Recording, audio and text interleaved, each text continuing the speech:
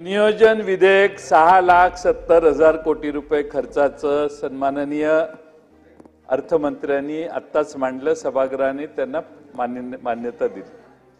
1 मिनिटही झालेलं. अध्यक्ष महोदय, अर्थसंकल्प मांडला. त्या अर्थसंकल्प मांडल्यानंतर अध्यक्ष महोदय त्याची सगळे विषयवार चर्चा मगाशी पूर्ण झाली.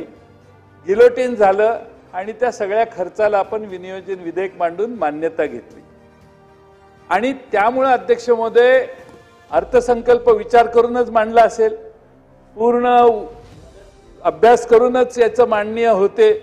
वर्षभराचा खर्च त्यात मांडलेला असतो.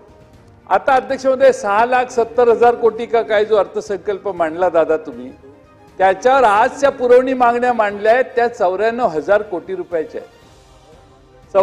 ते आता मांडलं ना, तो मी सांगतो ना, तो मी 94,000 कोटी रुपयाच्या पुरवणी मागण्या मांडल्या.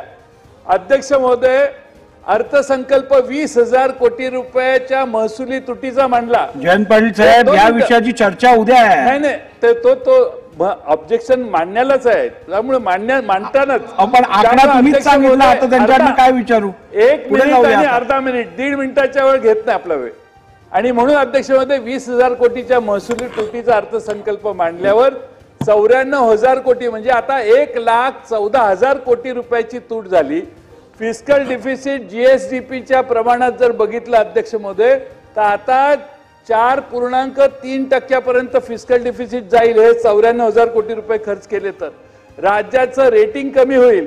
राज्याचा खर्च एवढा मोठा वाढलेला आहे की राज्य जे कर्ज काढतं, बॉरो करतं बॉन्ड्सवर, त्याचंही रेटिंग कमी झाल्यामुळं आपल्याला व्याजाचा दर वाढेल.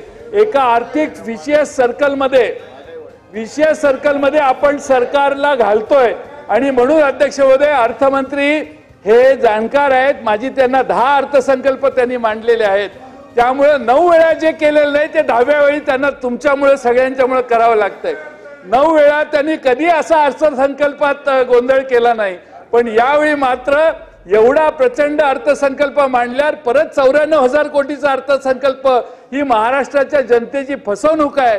आणि फक्त निवडणुकीत निवडून येण्याचा उद्देश ठेवूनच या अर्थसंकल्पाला खर्च करण्याचा प्रयत्न सरकारचा आहे. म्हणून या मागण्या त्यांनी पुरवणी मागण्या मांडू नये तशी माझी आपल्या मार्फत त्यांना विनंती आहे. जसे आपल्या देशाचे अर्थतज्ञ डॉक्टर मनमोहन सिंगजी होते, तसं आपल्या राज्याचे अर्थतज्ञ जयंत पाटील साहेब आहेत. आणि त्या जयंत पाटील साहेबांनी अतिशय महत्त्वाचा मुद्दा इथं उपस्थित केला. परंतु अध्यक्ष महोदय, आपल्याला माहिती आहे की कालच हे होणार होतं कामकाजात, परंतु काल अतिवृष्टी झाली आणि त्याच्यामुळं आपल्याला कालचं कामकाज करता आलं नाही.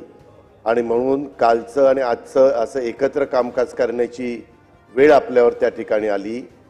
जयंतराव पाटील साहेबांनी जे काही मुद्दे उपस्थित केलेले, जरूर त्यांना लोकशाहीमध्ये विधिमंडळामध्ये त्यांचं म्हणणं मांडण्याचा अधिकार आहे. आपण ह्याच्यावर उद्या चर्चा करणार आहोत. जयंत पाटील साहेबांनी त्याच्याबद्दलची चर्चा करावी, विरोधी पक्ष नेत्यांनी करावी, सन्माननीय सदस्य नाना पटोले साहेबांनी करावी, सन्माननीय ज्येष्ठ सदस्य पृथ्वीराज बाबांनी करावी. मी एक आपल्याला सांगतो अध्यक्ष महोदय, वेगवेगळ्या प्रकारे ह्या राज्यामध्ये अनेक सरकार येऊन गेली, परंतु शेवटचं वर्ष असतं त्या काळामध्ये काही गोष्टी ह्या केल्या जातात, परंतु एकंदरीत आपल्या राज्याची आर्थिक शिस्त बिघडणार नाही. आपल्याला जे लिमिट दिलं त्या लिमिटच्या बाहेर आपण त्या ठिकाणी जाणार नाही. ही जी काही पद्धत पूर्वीपासून चालत आलेली आहे. आणि मी परवाच अर्थसंकल्पावर बोलत असताना सांगितलं, सन्माननीय अर्थमंत्री मुनगंटीवार साहेब होते तेव्हा 2 वर्ष फक्त शिल्कीचा अर्थसंकल्प आपण मांडलेला होता, नाहीतर सातत्याने तुटीचाच अर्थसंकल्प मांडला जातो. ज्या गोष्टीला प्राधान्य दिलं गेलं पाहिजे त्या गोष्टीला सरकार प्राधान्य देतं. ज्या गोष्टी थोड्याशा मागं ठेवल्या तरी चालू शकतात त्याला आपण मागं ठेवतो.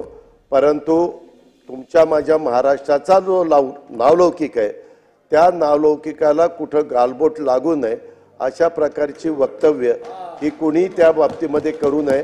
आपलं महाराष्ट्र हे छत्रपती शिवाजी महाराजांचं महाराष्ट्र म्हणून ओळखला जातो आणि ती ओळख आपल्याला ठेवायची आहे. आणि त्याच्यावर कुठं आपल्या राज्याची बदनामी होईल अशा पद्धतीनं कोणी बोलू नये, कारण ते अर्थतज्ञ असल्यामुळे त्यांच्या शब्दाला एक वेगळं वजन आहे. त्याच्यामुळे त्यांनी असं बोलून कारण नसताना गुंतवणूक करणाऱ्यांच्या मनामध्ये गैरसमज निर्माण होऊन देऊ नयेत अशी माझी त्यांना मनापासूनची विनंती आहे.